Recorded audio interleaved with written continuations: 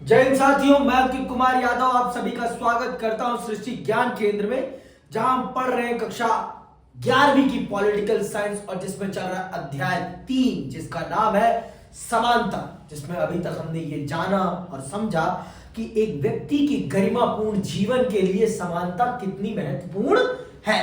हम इस बात से बखूबी वाकिफ हो चुके हैं। क्या हमारे जीवन में समानता का महत्व है, हम इस चीज से वाकिफ हो चुके हैं। अब हम चल रहे हैं उससे आगे बढ़ने और ये जानने और समझने कि समानता कितने प्रकार की होती है, क्या है समानता के मायने, क्या है समानता के आयाम। तो प्रमुख तौर पर समानता के 3 आयाम बताए गए हैं। पहला आयाम क्या है? पहला आयाम है राजनीतिक समानता, दूसरा आयाम है सामाजिक समानता और तीसरा और सबसे महत्वपूर्ण आयाम है आर्थिक समानता। जब तक इन तीनों आधारों पर समानता नहीं आती तब तक वास्तविक तौर पर समानता नहीं लाई जा सकती है। समानता के यही 3 आयाम है और इन 3 आयामों पर हमें काम करना पड़ेगा। बिना इन 3 आयामों पर काम करे हम समाज को सही दिशा में नहीं लेकर जा सकते हैं। तो आइए चलते हैं और पढ़ते हैं और समझते हैं कि समानता के ये 3 आयाम क्या है और इन 3 आयामों को गरिमापूर्ण समाज बनाने के लिए समाज को देना या समाज को इन रास्तों पर लेकर चलना क्यों जरूरी है। तो आइए विस्तार पूर्वक प्रारंभ करते हैं। हमने इस सवाल पर विचार किया कि किस प्रकार के सामाजिक अंतर स्वीकार किए जा सकते हैं। हमने ये विचार विमर्श कर लिया है कि किन आधारों पर हम भिन्नताओं को स्वीकार कर सकते हैं। मैंने आपको बताया शैक्षिक आधार की हम शैक्षिक आधार पर होने वाली विविधता को हम भिन्नता को हम या होने वाले भेदभाव को हम स्वीकार कर लेंगे। पद के आधार पर होने वाले भेदभाव को हम स्वीकार कर लेंगे, लेकिन धर्म के आधार पर, लिंग के आधार पर, रंग के आधार पर, भाषा के आधार पर, इन आधारों पर होने वाला भेदभाव कदापि स्वीकार नहीं किया जाएगा, न किया जाना चाहिए, न किया जाएगा और न किया जाना चाहिए, क्योंकि ये कदापि समाज को न्याय की तरफ नहीं ले जाता है। ये समाज में एक नकारात्मक भावना भरने का काम करता है। आगे सुनिए।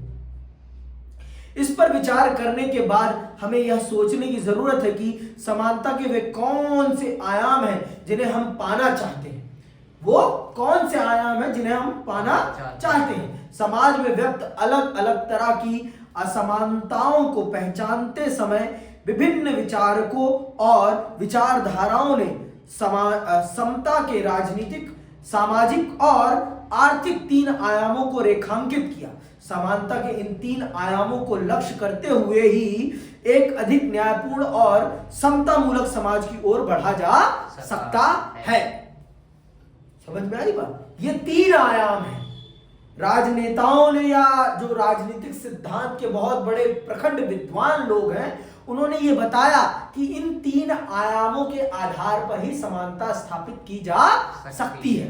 इन 3 आयामों को अगर हम समाज को दे रहे हैं तो हम वास्तविक तौर पर समाज में समानता स्थापित कर रहे हैं, और अगर हम इन 3 आयामों को समाज में मुहैया नहीं करा रहे तो हम इसका मतलब समानता स्थापित नहीं कर रहे हैं। समानता वास्तविक तौर पर तभी स्थापित हो सकती है जब हम समाज को इन 3 आयाम जब हम समाज में ये 3 आयाम उपलब्ध करा दें, और जब तक हम ये 3 आयाम नहीं उपलब्ध कराते तब तक समाज में समानता नहीं लाई जा सकती है, नहीं लाई जा सकती है।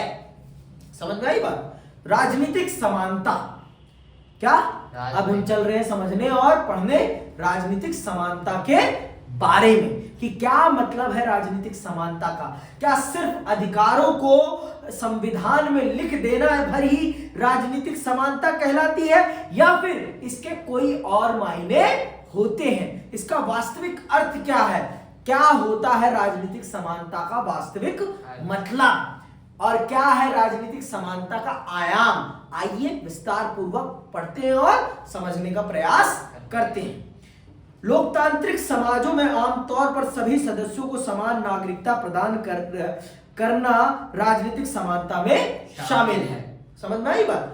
आप ये जान लीजिए, जो लोकतांत्रिक देश होते हैं वहां पर देश के सभी नागरिकों को देश की नागरिकता मिलती है, और जब देश की नागरिकता आपको मिल जाती है, किसी देश की आपको पहचान मिल जाती है, तो उस देश के संविधान में लिखे मौलिक अधिकार आपको अपने आप मिल जाते हैं। तो देश की नागरिकता ही राजनीतिक समानता का पहला आयाम है।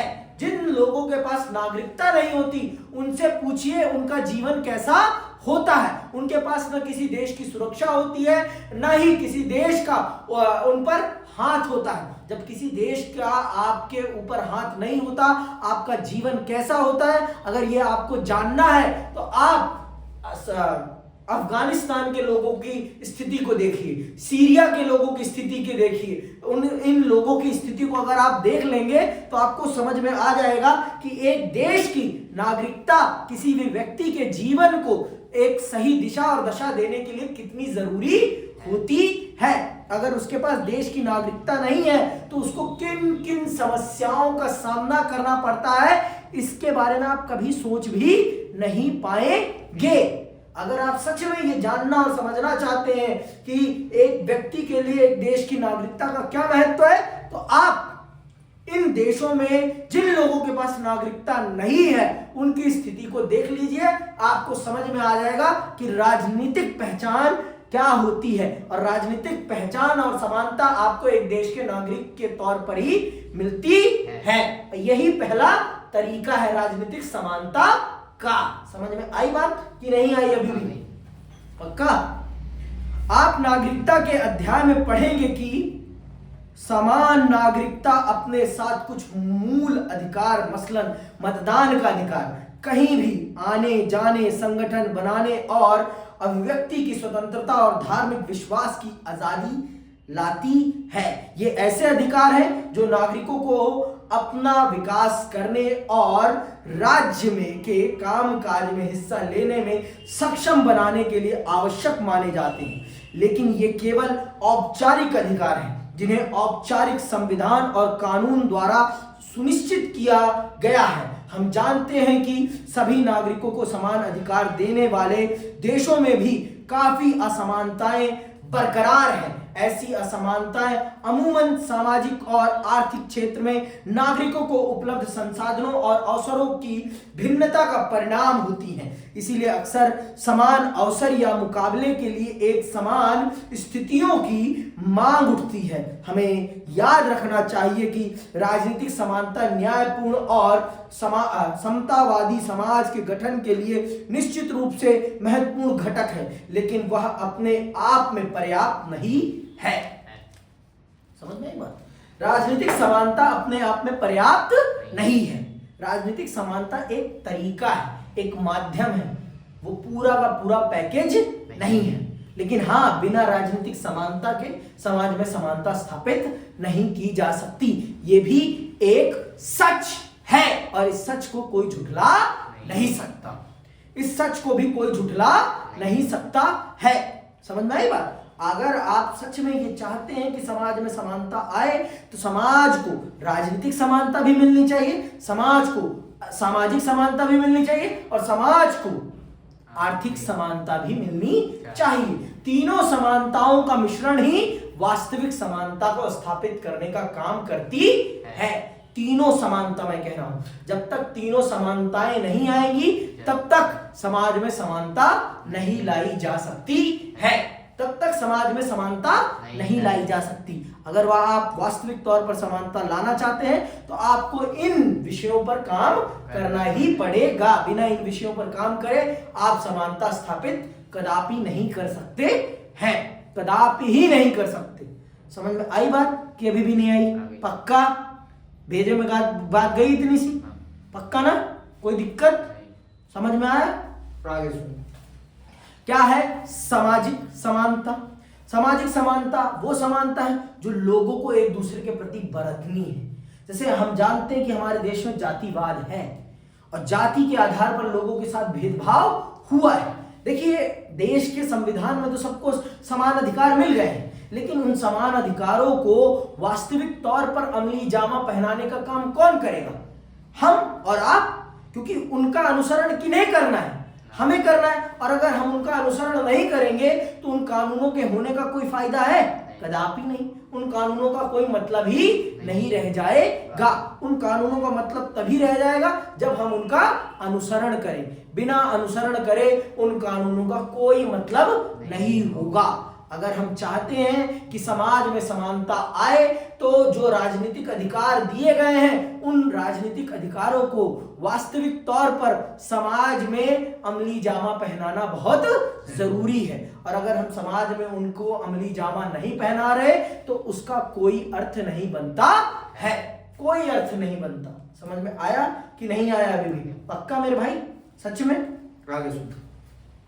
राजनीतिक समानता या समान कानूनी अधिकार देना इस लक्ष्य को प्राप्त करने की दिशा में पहला कदम था, पर इसके साथ अवसरों की समानता देना भी महत्वपूर्ण था। राजनीतिक समानता की जरूरत उन बाधाओं को दूर करने में है जिन्हें दूर किए बिना लोगों का सरकार में अपनी बात रखने और उपलब्ध संसाधनों तक पहुंचना संभव नहीं होगा। समानता के उद्देश्य की आवश्यकता यह भी है कि विभिन्न समूह और समुदायों के लोगों के पास इन संसाधनों और अवसरों को पाने का बराबर और उचित मौका हो। इसके लिए यह जरूरी है कि सामाजिक और आर्थिक असमानताओं के प्रभावों को न्यूनतम किया जाए। समाज में सभी सदस्यों के जीवन यापन के लिए अन्य चीजों के अतिरिक्त पर्याप्त स्वास्थ्य सुविधा, अच्छी शिक्षा पाने का अवसर, उचित पोषक आहार एवं न्यूनतम वेतन जैसी कुछ न्यूनतम चीजों की गारंटी भी जरूरी माना गया। इन सुविधाओं के अभाव में समाज के सभी सदस्यों के लिए समान शर्तों पर स्पर्धा करना संभव नहीं होगा। जिस समाज में अवसरों की समानता विद्यमान ना हो वहां में अंतर्निहित प्रतिभा का विशाल खजाना बर्बाद हो जाता है। जैसे अपने देश में ही हमारे देश का बहुत बड़ा टैलेंट बर्बाद हो जाता है। क्यों? क्योंकि लोगों के पास रिसोर्स ही नहीं है। लोगों के पास रिसोर्स ही नहीं है। भारत जहां वास्तविक तौर पर बसता है, आज भी भारत 60% गांव में बसता है और गांव में शिक्षा के रिसोर्स कितने हैं? ना के बराबर है। शिक्षा कितने प्रखर तौर पर वहां पर उपलब्ध है? ना के बराबर है, कुछ भी नहीं है। तो ऐसे देश आगे नहीं बढ़ सकता है। अगर हम चाहते हैं कि देश आगे बढ़े तो हमें इन चीजों पर भी काम करना पड़ेगा। हमें वास्तविक तौर पर इन विषयों को हाईलाइट करना पड़ेगा और हर क्षेत्र में हर व्यक्ति को अवसर की समानता, शिक्षा, स्वास्थ्य ऐसी मूलभूत सुविधाएं उपलब्ध करानी पड़ेगी। और अगर हम इन सुविधाओं को उपलब्ध नहीं करा रहे तो इसका मतलब हम व्यक्ति के अवसर की समानता की हत्या कर रहे हैं। हम व्यक्ति के अवसर की समानता की हत्या कर रहे हैं, जो कि सरासर असंवैधानिक है। सरासर असंवैधानिक है। फिर से कह रहा हूं, सरासर असंवैधानिक है। फिर राजनीतिक अधिकार देने का कोई मतलब नहीं रह जाता है।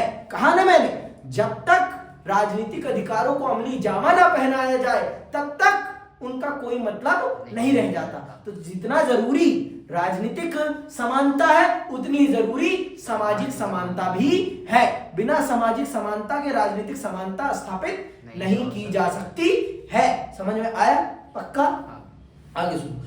भारत में समान अवसरों के मद्देनजर एक विशेष समस्या सुविधाओं की कमी की वजह से नहीं बल्कि कुछ सामाजिक रीति रिवाजों से सामने आती है। देश के विभिन्न हिस्सों में औरतों को उत्तराधिकार का समान अधिकार नहीं मिलता। कुछ एक गतिविधियों में उनके शामिल होने पर पाबंदी होती है और उन्हें उच्च शिक्षा प्राप्त करने से भी हतोत्साहित किया जाता है। ऐसे मामलों में राज्य की महत्वपूर्ण भूमिका होती है। औरतों को समान कानूनी अधिकार प्रदान करना, सार्वजनिक स्थलों या रोजगार में भेदभाव और परेशानी से बचाने वाली नीतियां बनाना और शिक्षण या कुछ अन्य पेशों में प्रवेश के लिए प्रोत्साहन देने जैसे उपाय करके राज्य यह भूमिका निभाता है। लोगों में जागरूकता बढ़ाने और इन अधिकारों का प्रयोग करने वालों को समर्थन देकर भी राज्य अपनी भूमिका निभा सकता है।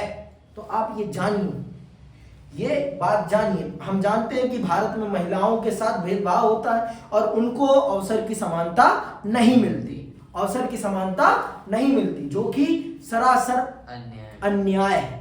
और उन्हें अवसर प्रदान कराना देश की सरकार की जिम्मेदारी है। और अगर सरकार ऐसा नहीं कर पा रही तो ये सरकार का फेलियर है। ये किसका फेलियर है? सरकार का फेलियर है। समझ में आई बात? ये सरकार का फेलियर है कि वो राजनीतिक तौर पर तो अधिकार दिला रही है, लेकिन सामाजिक तौर पर उनको वो अधिकार, वो सम्मान, वो प्रतिष्ठा, वो अवसर नहीं दिला पा रही। तो जितना जरूरी है राजनीतिक तौर पर अधिकार मुहैया कराना, उतना ही जरूरी उन अधिकारों को सामाजिक तौर पर अमली जामा पहनाना भी है। बिना सामाजिक तौर पर अमली जामा पहनाए आप इन सब बातों को ढकोसला ही समझिए।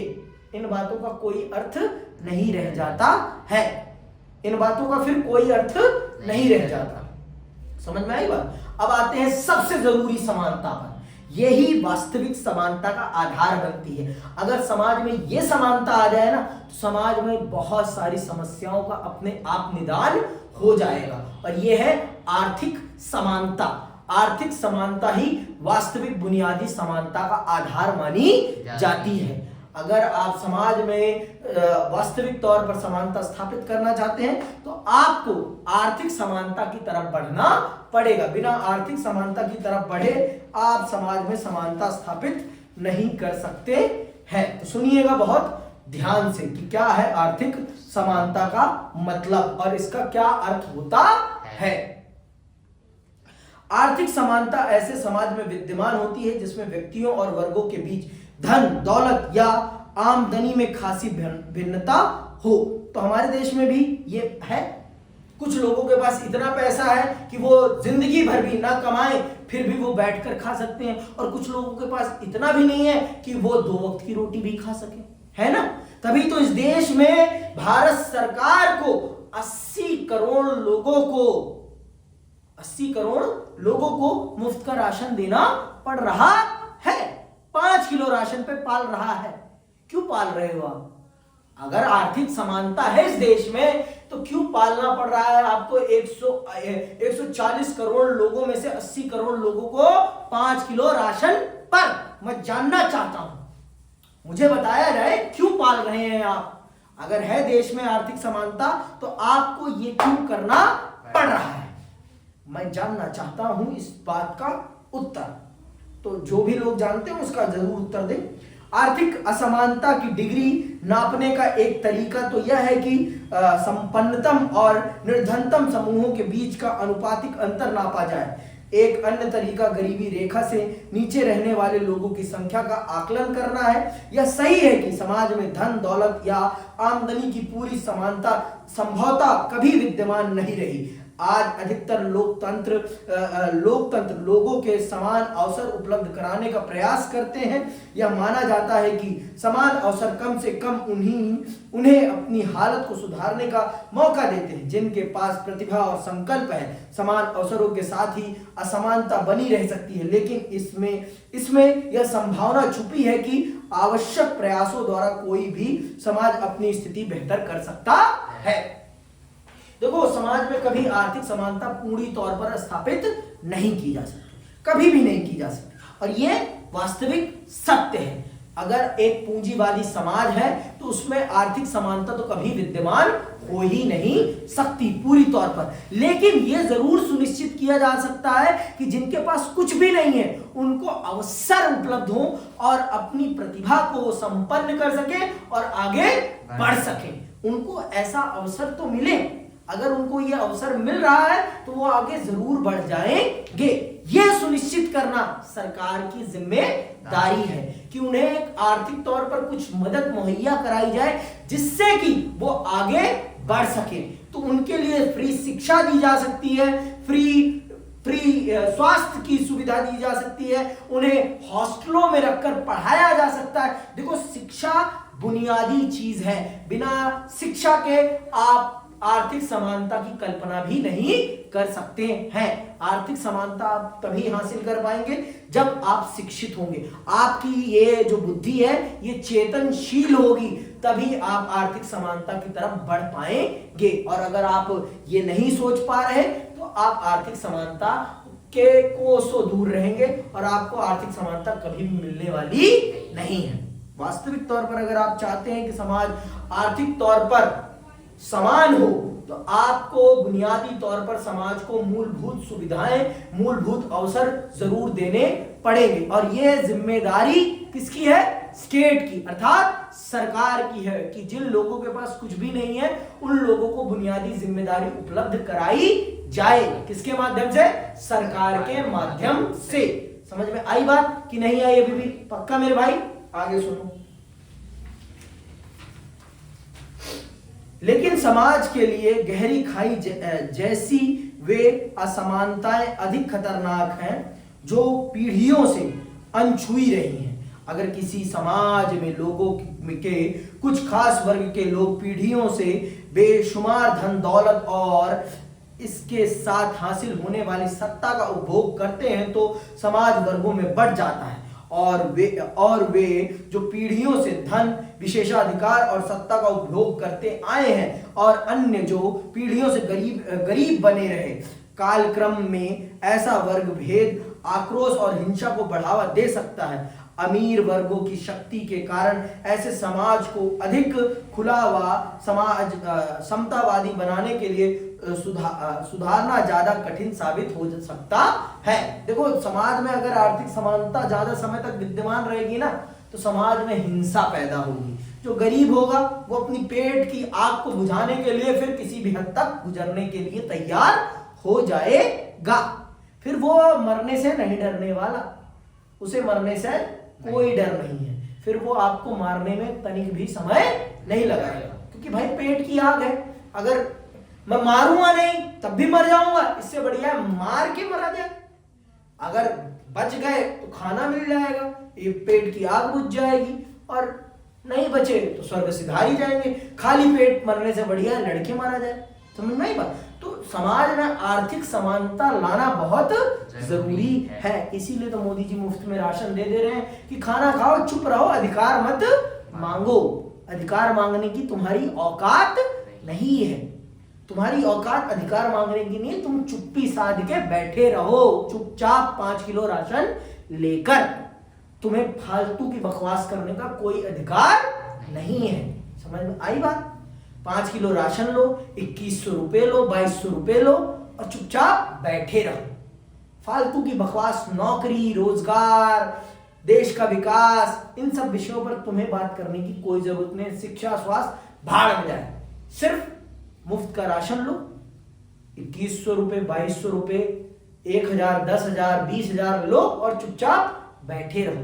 फालतू की बकवास मत करो। ये है हमारे पूज्य प्रधानमंत्री जी के विचार भारत के लिए। ऐसे ही बनाएंगे वो भारत को विश्व गुरु। क्या बनाएंगे? विश्व गुरु। ठीक है। मार्क्सवाद और उदारवाद हमारे समाज की 2 प्रमुख राजनीतिक विचारधाराएं हैं।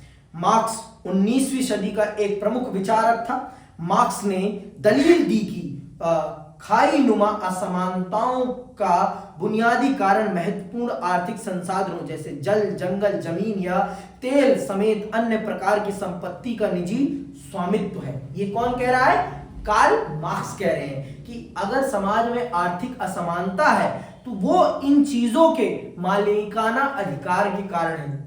मतलब जिसके पास जल होगा, जिसके पास जंगल होगा, जिसके पास जमीन होगी या जिसके पास तेल होगा, वही आर्थिक तौर पर ताकतवर होगा, क्योंकि ये ही बुनियादी संसाधन है।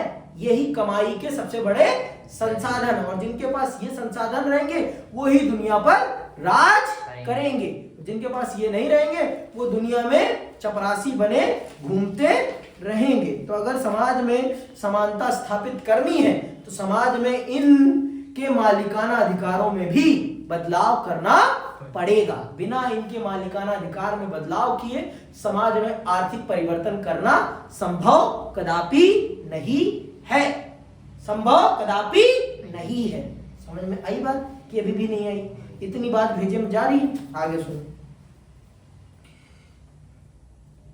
निजी स्वामित्व मालिकों के वर्ग को सिर्फ अमीर नहीं बनाता, उन्हें राजनीतिक ताकत भी देता है। यह ताकत उन्हें राज्य की नीतियों और कानूनों को प्रभावित करने में सक्षम बनाती है और वे लोकतांत्रिक सरकार के लिए खतरा साबित हो सकते हैं। मार्क्सवादी और समाजवादी समूह महसूस करते हैं कि आर्थिक असमानताएं सामाजिक रुतबे या विशेषाधिकार जैसी अन्य तरह की सामाजिक असमानताओं को बढ़ावा देती हैं। इसीलिए समाज में असमानता से निपटने के लिए हमें समान अवसर उपलब्ध कराने से आगे जाने और आवश्यक संसाधनों और अन्य तरह की संपत्ति पर जनता का नियंत्रण कायम करने और सुनिश्चित करने की जरूरत है। ऐसे विचार विवादास्पद हो सकते हैं, लेकिन उन्होंने ऐसे महत्वपूर्ण मुद्दे उठाए जिनके समाधान करने की जरूरत है। ये विचार विवादास्पद हो सकते हैं कि मूलभूत चीजों पर जनता का अधिकार होना चाहिए, लेकिन बहुत से लोग इसे गलत भी मान सकते हैं। लेकिन अगर समाज में आर्थिक समानता स्थापित करनी है तो सरकार को कुछ ना कुछ कदम तो उठाने ही पड़ेंगे। बिना कुछ ना कुछ कदम उठाए समाज में आर्थिक समानता विद्यमान नहीं की जा सकती है। समझ में आई बात? अगर निजी स्वामित्व रहेगा, भाई जिसका जो मालिक रहेगा वही उसका लाभ उठाएगा, वो आपको तो नहीं देगा ना वो चीज। अगर मान लो ये किताब मेरी है तो मैं ही पढ़ूंगा ना, और अगर ये सरकारी किताब होगी तो इसका प्रयोग कोई भी कर सकता है ना, इसका प्रयोग कोई भी कर सकता है। सरकारी मतलब पब्लिक टॉयलेट। अब पर्सनल टॉयलेट है, कोई भी चलता फिरता उसमें जाके अपने आप को हल्का कर पाएगा? पब्लिक टॉयलेट में तो निजी मतलब निजी होता है, उसमें मालिक की मर्जी, वो किसे यूज करने दे और किसे ना करने दे। लेकिन पब्लिक का मतलब सरकारी, जो चाहे उसे प्रयोग कर सकता है। लेकिन हमारे देश में और समाज में लोगों की नियत बड़ी गंदी है। सरकारी चीजों की ऐसी तैसी करने में हमारे लोगों को बहुत मजा आता है। फ्री का मिलेगा ना तो उसकी ऐसी तैसी मारने में हमारे लोगों को बहुत मजा आता है। भाई वो तुम्हारे पैसे से ही बनी है चीज, उसकी रक्षा करना, उसकी सुरक्षा करना तुम्हारी भी जिम्मेदारी है, किसी और की जिम्मेदारी नहीं। तुम भी उतने ही जिम्मेदार हो उसके लिए जितना कोई और जिम्मेदार है, उतना ही तुम्हारा भी अधिकार है उसको नियंत्रित करने का। समझ में आई बात मेरे बाबू मोशाय कि अभी भी नहीं आई? पक्का? चलो आगे सुनो। उदारवादी लोगों का क्या कहना है, इनकी भी विचारधारा सुन लो।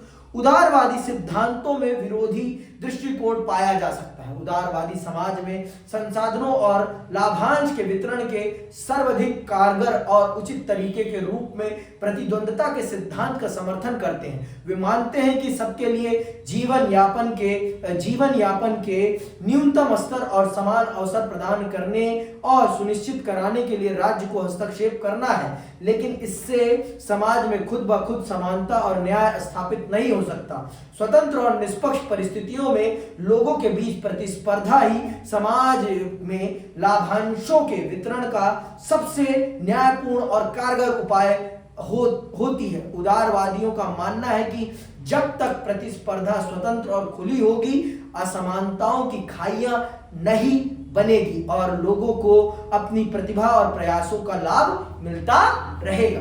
ये लोग मानते हैं, जो उदारवादी लोग होते हैं, जो पूंजीवादी लोग होते हैं, ये मानते हैं कि प्रतिस्पर्धा ही एक वास्तविक तरीका है जिसके माध्यम से समाज में समानता लाई जा सकती है। और हाँ, ये इस बात को स्वीकार करते हैं कि जिनके पास मूलभूत सुविधाएं भी नहीं है, उनको मूलभूत सुविधाएं उपलब्ध कराना सरकार की प्राथमिक जिम्मेदारी है। लेकिन उसके बाद उस व्यक्ति के ऊपर वो निर्भर करता है कि वो अपने आप का कितना विकास कर सकता है। ये उसके ऊपर निर्भर करता है, ये उनके ऊपर निर्भर नहीं करता। समझ में आई बात? अवसर दिलाना सरकार का काम है, उसके बाद व्यक्ति की योग्यता यह निर्धारित करेगी कि वो कितना आगे जाएगा, वो कितना विकास कर पाएगा। समझ में आई बात? वो विकास कितना कर पाएगा ये व्यक्ति की पर्सनल कैपेबिलिटी डिसाइड करेगी। समझ में आई बात कि अभी भी नहीं आई? समझ में आया इतना? आगे सुनो।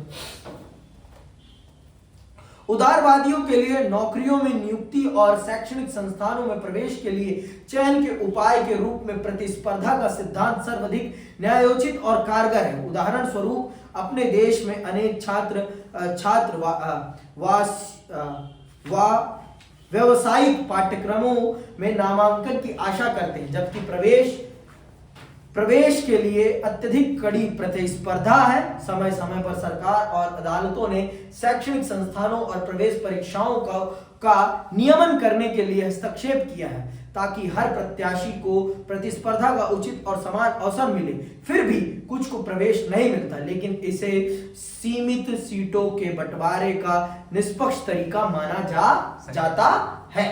देखो, इसमें तो और भी ये सही उदाहरण नहीं माना जा सकता प्रतिस्पर्धा का। प्रतिस्पर्धा के मायने एक बराबर होने चाहिए। मैं और आप, मेरी और आपकी स्टार्टिंग लाइन एक बराबर होनी चाहिए, लेकिन यहाँ इस देश में हर बच्चे की स्टार्टिंग लाइन एक बराबर नहीं है। किसी की बहुत पीछे है तो किसी की बहुत आगे है। समझ में आई बात? स्टार्टिंग लाइन में बहुत डिफरेंस है, बहुत ज्यादा डिफरेंस है। आई बात समझ में? बहुत ज्यादा डिफरेंस है मेरे भाई। इस बात को अच्छे से समझ लो, इस बात को बहुत अच्छे से समझ लो कि स्टार्टिंग लाइन में बहुत ज्यादा डिफरेंस है। एक अमीर बाप की औलाद के लिए स्टार्टिंग लाइन अलग होगी और एक गरीब बाप के बच्चे के लिए स्टार्टिंग लाइन बहुत डिफरेंट होगी। सिचुएशंस बहुत डिफरेंट है। तो यहां पर इस चीज का उदाहरण मैं उचित नहीं मानता। ठीक है। समाजवादियों से उलट उदारवादी नहीं मानते कि राजनीतिक, आर्थिक और सामाजिक असमानता एक दूसरे से अनिवार्यता जुड़ी हुई होती हैं, पर मैं मानता हूं कि तीनों का अंतर संबंध होता है। तीनों का अंतर संबंध होता है। उदारवादी लोग ये कदापि एक्सेप्ट नहीं करते कि इन तीनों चीजों का अंतर संबंध है। किनका? आर्थिक का, राजनीतिक का और सामाजिक का। वो कदापि ये नहीं मानते कि इन तीनों में अंतर संबंध है, लेकिन समाजवादी लोग ये मानते हैं कि तीनों का अंतर संबंध है और तीनों एक दूसरे पर निर्भर करती हैं। ठीक है। उनका मानना है कि इनमें से हर क्षेत्र की असमानताओं का निराकरण ठोस तरीके से करना चाहिए। इसीलिए लोकतंत्र राजनीतिक समानता प्रदान करने में मददगार हो सकता है, लेकिन सामाजिक भिन्नताओं और आर्थिक असमानताओं के समाधान के लिए विविध रणनीतियों की खोज करना भी जरूरी है। उदारवादियों के लिए असमानता अपने आप में समस्या नहीं है, बल्कि वे केवल ऐसी अन्यायी और गहरी असमानताओं को ही समस्या मानते हैं जो लोगों को उनकी व्यक्तिगत क्षमताएं विकसित करने से रोकती है। देखो, बहुत से मतभेद हैं, वैचारिक मतभेद होने भी बहुत जरूरी है, लेकिन मेरा व्यक्तिगत तौर पर यह मानना है कि तीनों समानताओं का अंतर संबंध है और तीनों का बराबर तौर पर एक व्यक्ति के जीवन में होना बहुत जरूरी है गरिमामयी जीवन के लिए। जब तक तीनों समानताएं व्यक्ति को नहीं मिलेंगी, तब तक मैं कदापि नहीं मानता कि एक व्यक्ति का जीवन गरिमामयी हो पाएगा। अगर ये तीनों चीजें एक व्यक्ति को मिल जाती हैं, तो मैं ये स्वीकार करता हूं कि उसका जीवन गरिमामयी हो जाएगा। और अगर ये तीनों नहीं मिल रही, तो मैं कदापि ये नहीं मानूंगा कि उसका जीवन गरिमामयी हो रहा है। ठीक है। चाहे उदारवादी लोग माने या ना माने, भारत में स्थितियां अलग हैं, परिस्थितियां अलग हैं, इसलिए यहां पर चीजों का विवरण भी, बंटवारा भी बहुत अलग है। इसी के साथ मैं विदा लेता हूं। आज की क्लास यहीं समाप्त करता हूं। जय हिंद, जय भारत।